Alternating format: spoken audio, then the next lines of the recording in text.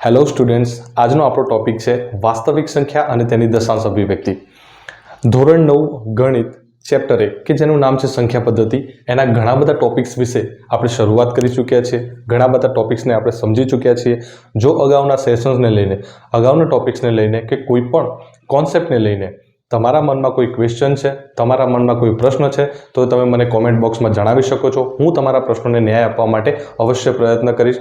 શક્ય એટલો જલ્દી તમારા પ્રશ્નોના સોલ્યુશન આવી જાય એના માટેનો પ્રયત્ન કરીશ. તો આજના ટોપિકની આપણે શરૂઆત કરીએ.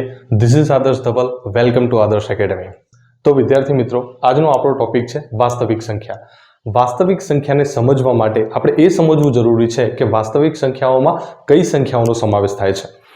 જો સૌ પહેલા વિડીયોની વાત કરીએ અથવા તો અગાઉના સેશન્સની વાત કરીએ કે જે સેશનની આપણે શરૂઆત કરી હતી, ત્યારે આપણે કેટલાક સંખ્યાઓના પ્રકાર વિશે સમજ્યા છીએ. જેમાં સૌપ્રથમ પ્રાકૃતિક સંખ્યા, ત્યારબાદ પૂર્ણ સંખ્યા, ત્યારબાદ પૂર્ણાંક સંખ્યા, ત્યારબાદ સમમેય સંખ્યા, ત્યારબાદ અસમમેય સંખ્યા. આ બધી જ સંખ્યાઓના પ્રકારો વિશે આપણે ઓલરેડી ભણી ચૂક્યા છે. તો આજનો જે ટોપિક છે વાસ્તવિક સંખ્યા, તો વાસ્તવિક સંખ્યા જેને ઇંગ્લિશમાં રિયલ નંબર્સ તરીકે ઓળખવામાં આવે છે, એ રિયલ નંબર્સમાં કોનો સમાવેશ થાય છે? તો વાસ્તવિક સંખ્યાઓના બે પ્રકાર પડે છે. એક છે સમમેય સંખ્યા અને બીજા નંબરમાં છે અસમમેય સંખ્યા.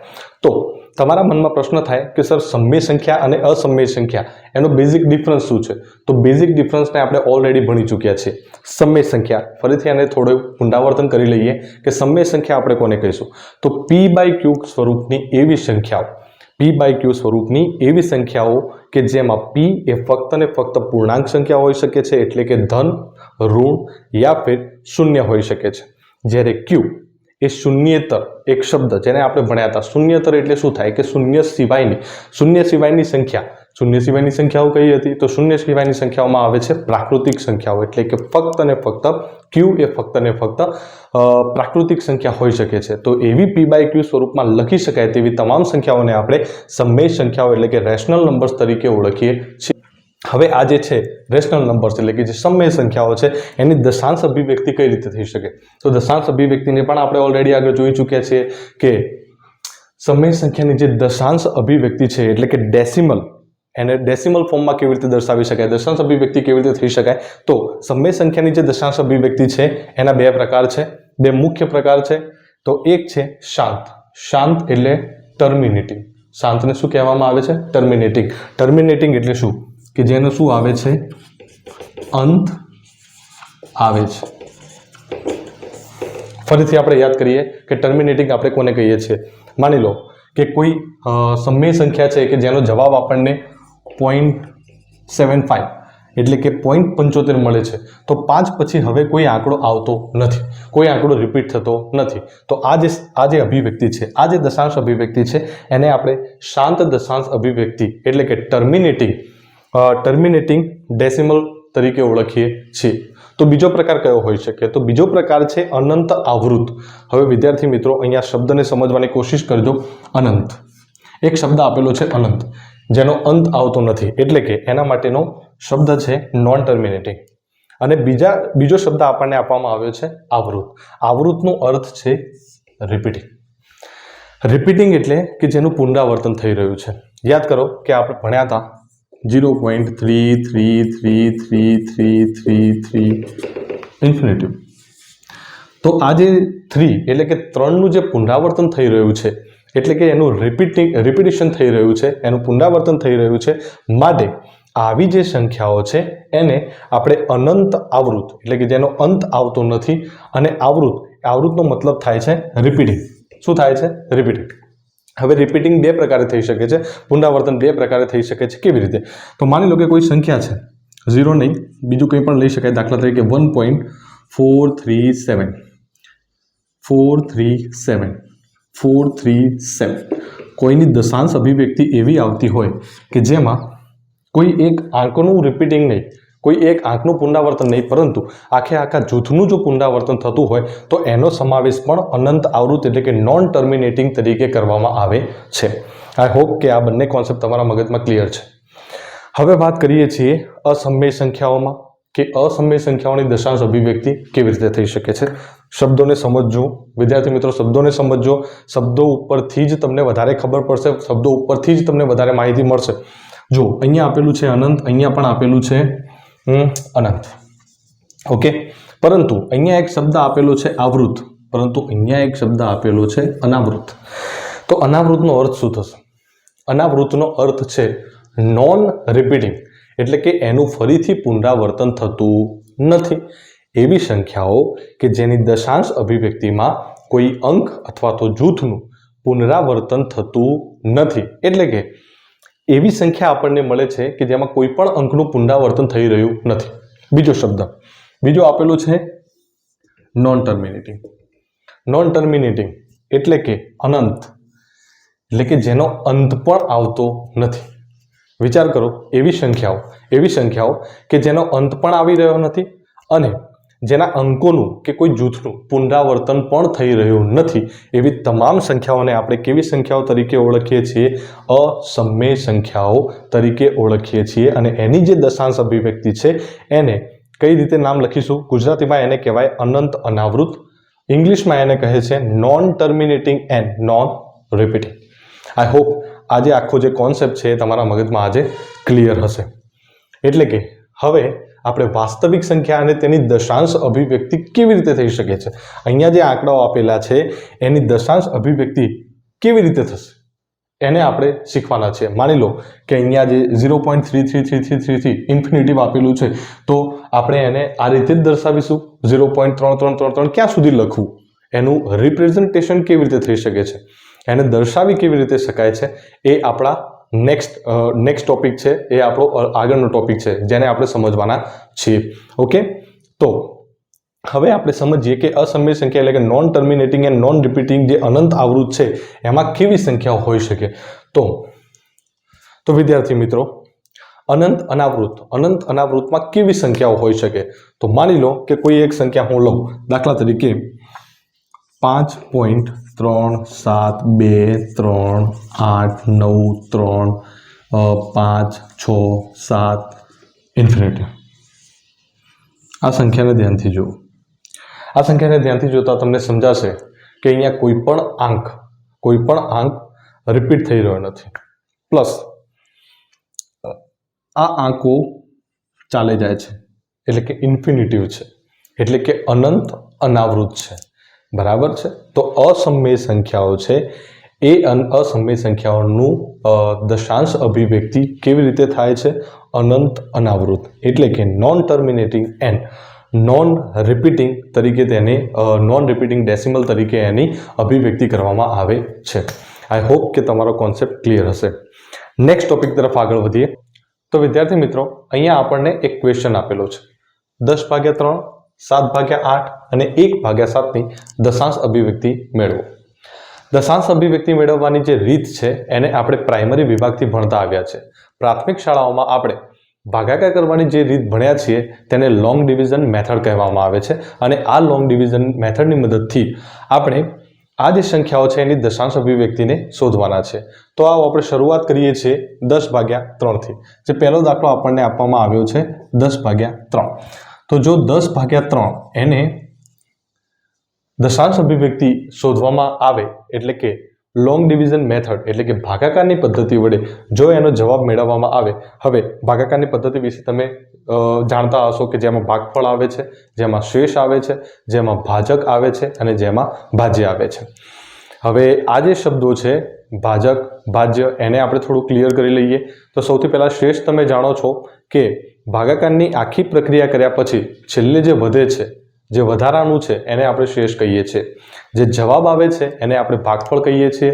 જેના વડે જે સંખ્યા વડે અહીંયા આપણે જોઈએ કે 10/3, તો 10ને આપણે 3 વડે ભાગી રહ્યા છે, એટલે કે જે સંખ્યાને આપેલી સંખ્યા વડે ભાગવામાં આવે છે એને આપણે ભાજક કહીએ છીએ. જ્યારે જે સંખ્યા ભગાઈ રહી છે, એટલે કે જે સંખ્યાને આપણે ભાગી રહ્યા છીએ એને ભાજ્ય કહેવામાં આવે છે. All clear? હવે તો વિદ્યાર્થી મિત્રો, અહીંયા 10/3 એનાથી આપણે શરૂઆત કરીએ છીએ. 10ને 3 વડે ભાગવાનો પ્રયત્ન કરીએ છીએ લોંગ ડિવિઝન મેથડ એટલે કે ભાગાકારની રીત વડે. જો અહીંયા જે આપેલો 10 છે એ 10 એ આપણો ભાજ્ય છે. 10 એ આપણો ભાજ્ય છે અહીંયા આપણે જે 3 લઈએ છીએ કે જેના વડે આપણે 10 ને ભાગવાના છે એ આપણો ભાજક છે. ઓકે, તો ચલો આપણે 3 ને 10 વડે ભાગવાની શરૂઆત કરીએ છીએ. વિદ્યાર્થી મિત્રો, જો તમારે ભાગાકાર અને ગુણાકાર પર પ્રભુત્વ મેળવવું હોય તો તમારે ચાવીઓ તૈયાર કરવી પડશે. ચાવી 2 ની ચાવી, 3 ની ચાવી, 5 ની ચાવી, 10 ની ચાવી, 11 ની ચાવી, 9 ની ચાવી. કદાચ 2-3 ચાવી છૂટી પણ જતી હશે, પરંતુ ચાવીઓ જે છે એને તમે ઓનલાઈન જોઈ લેજો, તમારી બુક્સની અંદર જોઈ લેજો. જો તમને ચાવીઓ આવડતી હશે તો કઈ સંખ્યા વડે નિશેષ ભાગી શકાય છે, કઈ સંખ્યા વડે નિશેષ કેમ નથી ભાગી શકાતી, તેનો ટોટલ કોન્સેપ્ટ તમારે ક્લિયર થશે અને ચાવીઓના આધારે જ તમે ગુણાકાર અને ભાગાકાર ઉપર પ્રભુત્વ મેળવી શકો છો. ઓકે, તો અહીંયા આપણે 3 વડે 10 ને ભાગવાની કોશિશ કરીએ છીએ તો 3 નો આપણે ઘડિયો બોલીએ છીએ. ઓકે, તો આપણને ખબર છે કે અહીંયા એકની એક વસ્તુનું આપણે રિપીટેશન નહીં કરીએ. દર વખતે આપણે એકની એક વાતનું રિપીટેશન નથી કરતા, પરંતુ આપણને એક કોન્સેપ્ટ ખબર છે કે 3ના ઘડિયામાં 10 અથવા તો 10 કરતાં નાની કોઈ સંખ્યા આવવી જોઈએ. તો હવે ફટાફટ એની શરૂઆત કરીએ. 3, તો શરૂઆત થશે, જુઓ, 3 તરી 9. 10 માંથી 9 બાદ થાય છે અને 10 માંથી 9 જશે એટલે અહીંયા વધે છે 1. ઓકે, હવે 3 અને અહીંયા છે 1, ભાગ ચાલવાનો નથી એટલે કે અહીંયા આપણને જવાબ મળે છે પોઈન્ટમાં, ઉપરથી ઉતારીએ છીએ 0. ફરીથી ભાગ ચલાવશો, 3 તરી 9. 10 માંથી 9 જશે, ફરીથી 1, બરાબર. ફરીથી ઉપરથી ઉતારીએ છીએ 0, ફરીથી 3 તરી 9, 1, ફરી 0, 3 તરી 9, 1. એક વસ્તુ તમે અહીંયા નોટિસ કરી હશે કે દર વખતે શેષ 1 વધતી જાય છે. શેષ કેટલી વધે છે? 1. અને આ શેષ ક્યારે અંત પામવાની નથી. હવે શેષ અંત પામતી નથી, તેના લીધે આપણો જે જવાબ છે એટલે કે આપણો જે ભાગફળ છે એ ભાગફળ પણ કન્ટિન્યુઅસલી ચાલ્યા કરે છે. તો આના ઉપરથી આ અભિવ્યક્તિ જે છે એ અભિવ્યક્તિને આપણે કેવી અભિવ્યક્તિ કહી શકીએ છીએ? દેખો, આપણે એને સમજીએ. તો પહેલાં તો અહીંયા જે આવતું ભાગફળ છે એ ભાગફળ અંત પામતું નથી, એટલે સૌથી પહેલાં હું એને કહીશ અનંત. હવે અહીંયા જે શબ્દ મારે લખવાનો છે એ આવૃત લખવો કે અનાવૃત લખવો, તો આ જે કોન્સેપ્ટ છે એને હું પહેલાં પણ ક્લિયર કરી ચૂક્યો છું કે આવૃત કોને કહેવાય. તો અહીંયા આવતો જે આંકડો છે 3, એવરી ટાઈમ રિપીટ થઈ રહ્યો છે, દરેક વખતે પુનરાવર્તન પામી રહ્યો છે. એટલે કે પુનરાવર્તન પામે છે માટે એને કેવું કહેવામાં આવે છે? આવૃત. એટલે કે અહીંયા આપણને 10/3, પહેલો દાખલો જે 10/3 છે એની દશાંશ અભિવ્યક્તિ કેવી મળે છે? અનંત આવૃત. બીજી વસ્તુ, અહીંયા આપણે એક વસ્તુ એ પણ લખી શકીએ છીએ કે આપણને શેષ એવરી ટાઈમ શું મળે છે? તો શેષ દર વખતે આપણને 1 મળે છે. જો અહીંયા 1 છે, અહીંયા 1, અહીંયા 1, અહીંયા 1, હજુ આગળ જતા જઈશું તો હંમેશા આપણને શેષ કેટલી મળવાની છે? 1, કે જેનો અંત આવવાનો નથી. તો આ વાત થઈ 10/3ની દશાંશ અભિવ્યક્તિ કે જે આપણને અનંત આવૃત મળે છે. નેક્સ્ટ બીજા દાખલાની શરૂઆત કરીએ. તો બીજા દાખલામાં આપણને આપેલું છે 7/8. તો આ જ 7/8 જે છે એ 7/8ને ફરીથી આપણે કઈ મેથડ વડે સોલ્વ કરવાના છીએ? લોંગ ડિવિઝન મેથડ, કે જેને ભાગાકારની રીત તરીકે ઓળખવામાં આવે છે. તો શરૂઆત કરીએ. 7/8ની 8 એ આપણો શું છે? 8 એ આપણો ભાજ્ય છે, જ્યારે 7 એ આપણો ભાજ્ય છે, જ્યારે 8 એ આપણો ભાજક છે કે જેના વડે આપણે ભાગવાના છીએ. જો અહીંયા 8 મોટા છે, 7 નાના છે, ભાગ ચાલવાનો નથી એટલે અહીંયા 0 આવશે, અહીંયા થઈ જશે 70, બરાબર છે. અહીંયા થઈ જાય છે 70, એટલે કે 8 એના ઘડિયામાં 70 કરતાં ઓછી સંખ્યા આવવી જોઈએ. 88, 64, 8 9 72, અહીંયા કેટલા છે? 70. તો ભાગ કોના વડે ચાલશે? 88, 64. ચલો, 70માંથી 64 ને આપણે બાદ કરીએ છીએ, આપણી પાસે વધે છે 6. કેટલા વધે છે? 6. ફરીથી એક 0 ઉપરથી ઉતારીશું 60. હવે 88, 64 જે 8 કરતાં વધી જાય છે તો 8 × 7 = 56. તો અહીંયા આપણે લઈએ છીએ 8 × 7 = 56. 60માંથી 56 જશે કેટલા વધે છે 4. ફરીથી ઉપરથી એક શૂન્ય ઉતારીએ છીએ 40. કેટલા લઈશું 8 પંચા 40. કેટલા થાય છે 8 પંચા 40. અહીંયા વિદ્યાર્થી મિત્રો ધ્યાનથી જુઓ કે અહીંયા આવતી જે શેષ છે એ શેષ શૂન્ય આવી ગઈ છે. કેટલી આવી છે શૂન્ય. તો અહીંયા જો મારે શેષ લખવી હોય તો હું કઈ લખીશ? તો સૌથી પહેલા શેષ અહીંયા મને મળે છે 6, બીજી શેષ મને મળે છે 4 અને છેલ્લે મને શેષ મળે છે 0. ધેટ મીન્સ કે અહીંયા શેષ શૂન્ય આવી જતી હોવાથી આપણું જે ભાગફળ છે એ ભાગફળ અટકી જાય છે. આવો શબ્દ આપણે પહેલા પણ સાંભળ્યો છે, અંત પામે છે, અટકી જાય છે. તો જે અંત પામે છે એને અનંત તો કહેવાના નથી, એટલે અહીંયા આપણો શબ્દ અનંત આવતો નથી. તો જે અંત પામે છે એને આપણે શું કહેતા હતા? યાદ કરો. જે અંત પામે છે એવી અભિવ્યક્તિને આપણે શાંત અભિવ્યક્તિ તરીકે ઓળખીએ છીએ અને શાંતને આપણે કહીએ છીએ ટર્મિનેટિંગ. ધેટ મીન્સ કે જે ટર્મિનેટિંગ છે, ધેટ મીન્સ કે જે શાંત છે એની પાછળ અંત પામતો હોવાથી આવૃત કે અનાવૃત નામના શબ્દ આવવાની કોઈ શક્યતાઓ છે નહીં. ઓકે, આ કોન્સેપ્ટ પણ તમારા માઇન્ડમાં ક્લિયર થયો હશે. હજુ એક ઉદાહરણ આપણે જોઈએ છીએ કે જેની મદદથી દશાંશ અભિવ્યક્તિને આપણે સમજવાની કોશિશ કરીએ. નંબર 3. તો ત્રીજા નંબરમાં આપણી જોડે એક ઉદાહરણ આપેલું છે 1/7. ફરીથી એ જ લોંગ ડિવિઝન મેથડ. 1/7 ભાગ ચાલવાનો નથી માટે 0. તો આ સંખ્યા બની જાય છે 10. હવે 7 10 વડે ભાગ ચાલવાનો નથી માટે 7 એકા 7. 10માંથી 7 જશે, વધશે 3, ઉપરથી ઉતારી 0. ચલો 7 ચોક 28 એટલે અહીંયા 4, અહીંયા 28. 30માંથી 28 જશે એટલે વધવાના છે 2. કેટલા વધશે 2, ઉપરથી ઉતારીએ છીએ 0. 7 તરી થાય છે 21 જે 20 કરતાં વધી જાય છે એટલે આપણી જોડે શું વધે છે 7 દુ 14. હવે 20માંથી 14 જશે, ફરીથી વધશે 6, ઉપરથી ઉતારીએ છીએ 0. ચલો 7 70 49 7 8 56 અને 7 9 63 એટલે કે વધી જાય છે. તો 7 8 કેટલા થવાના છે 56 અને 60માંથી 6 જશે એટલે અહીંયા વધે છે 4. ચલો ઉપરથી ફરીથી એક શૂન્ય ઉતારીએ, ફરીથી શૂન્ય.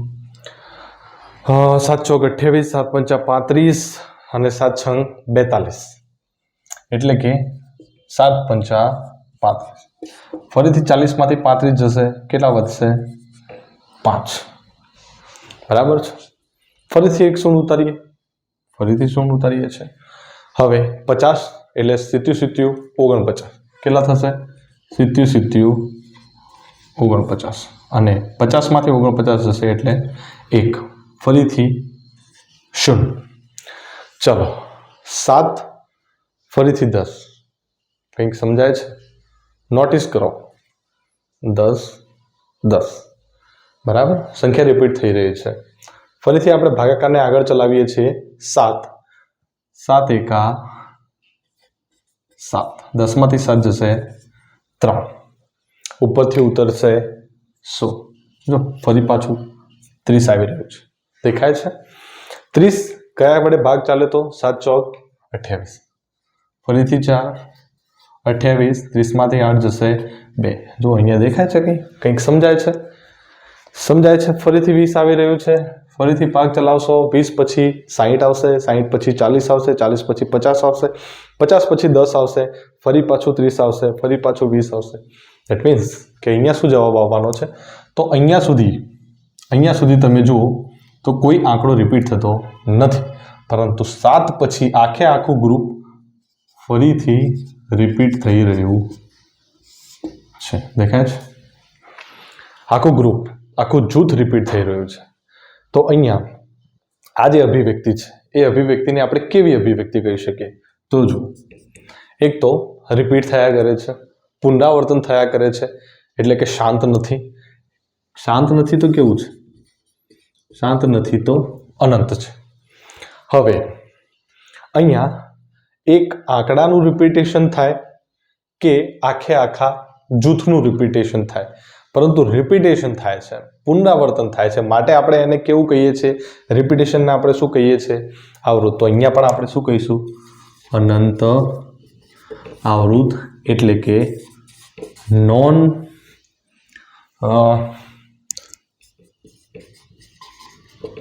Non terminating repeating. I hope કે તમારો કોન્સેપ્ટ ક્લિયર થયો હશે. ત્રણ એક્ઝામ્પલ્સ પરથી અનંત આવૃત કોને કહેવાય, શાંત અભિવ્યક્તિ કોને કહેવાય, અને અનંત આવૃતની જે જૂથવાળી જે પ્રક્રિયા છે, જે આંકડાવાળી જે પ્રક્રિયા છે, એને તમે ટોટલ સમજી શક્યા હશો. બરાબર? તો અહીંયા વાત થાય છે દશાંશ અભિવ્યક્તિની. હવે તમને ક્વેશ્ચન થવો જોઈએ કે સર, શું અહીંયા જે ભાગફળ આપણને મળે છે એ ભાગફળને આપણે એવરી ટાઈમ 3.3333 ક્યાં સુધી લખતા રહીશું? તો એ જે દશાંશ અભિવ્યક્તિ છે એને હવે આપણે સમજી લઈએ. અત્યારે જે 3.333 છે એ ઉદાહરણ પરથી આપણે એને સમજવાની કોશિશ કરીએ છીએ કે આને હું દર્શાવી કેવી રીતે શકાય. તો આને દર્શાવવું કેવી રીતે? શું એને 3.3333 લખવું કે એને દર્શાવવાની કોઈ રીત છે? બિલકુલ. તો આને દર્શાવવાની એક રીત છે. તો અહીંયા જે આંકડો પોઈન્ટ પછીનો જે આંકડો રિપીટ થઈ રહ્યો છે એ રિપીટ થયેલો આંકડો, જો અહીંયા 3 છે એના પછી પોઈન્ટ પછી આંકડો રિપીટ થાય છે, તો પોઈન્ટ પછી જે આંકડો રિપીટ થઈ રહ્યો છે, જે પુનરાવર્તિત થઈ રહ્યો છે, એની ઉપર 12 લગાડવામાં આવે છે. શું લગાડવામાં આવે છે? 12. એટલે કે આ 3.312 એટલે કે 3.3 જે 12 છે એ એવું દર્શાવે છે કે આ જે 3 છે એનું વારંવાર શું થઈ રહ્યું છે? રિપીટેશન. ચલો આ જે સંખ્યા છે એની આપણે વાત કરીએ કે એની અભિવ્યક્તિ કેવી રીતે આપણે કરી શકીએ છીએ. તો અહીંયા જુઓ, તો અહીંયા જે આંકડો આપેલો છે 0.142857, એના પછી જુઓ ફરીથી 142,857 એટલે કે આ જે જૂથ છે એ આખા જૂથનું શું થઈ રહ્યું છે? રિપીટેશન, પુનરાવર્તન. તો જે જૂથનું અથવા તો જે આંકનું રિપીટેશન થઈ રહ્યું છે એના ઉપર એક આડી લીટી દોરવામાં આવે છે, જેને આપણે 12 તરીકે ઓળખીએ છીએ, જેને આપણે 12 તરીકે દર્શાવીએ છીએ. બરાબર છે? તો 0.142857 એના ઉપર આપણે 12 દોરેલો છે. આ 0 ઉપર 12 નથી, પરંતુ 142,857 ઉપર 12 દોરેલો છે. ધેટ મીન્સ કે આ જૂથનું વારંવાર શું થઈ રહ્યું છે? પુનરાવર્તન થઈ રહ્યું છે. અને પુનરાવર્તન થતું હોવાથી આવી જે દશાંશ અભિવ્યક્તિ છે એને અનંત આવૃત અભિવ્યક્તિ તરીકે ઓળખવામાં આવે છે. તો વિદ્યાર્થી મિત્રો, વાસ્તવિક સંખ્યા અને તેની દશાંશ અભિવ્યક્તિને આજે આપણે સમજ્યા. અનંત આવૃત અને અનંત અનાવૃત બંને વચ્ચેનો જે બેઝિક ડિફરન્સ છે, બંને વચ્ચેનો જે બેઝિક તફાવત છે એને આજે આપણે સમજ્યા. આપણે આજે કોન્સેપ્ટને ક્લિયર કરવાની કોશિશ કરી છે. જો આજના ટોપિકને લઈને અથવા તો આજના કોન્સેપ્ટને લઈને કોઈ પણ ક્વેશ્ચન તમારા માઇન્ડમાં છે તો તમે મને કોમેન્ટ બોક્સમાં જણાવી શકો છો.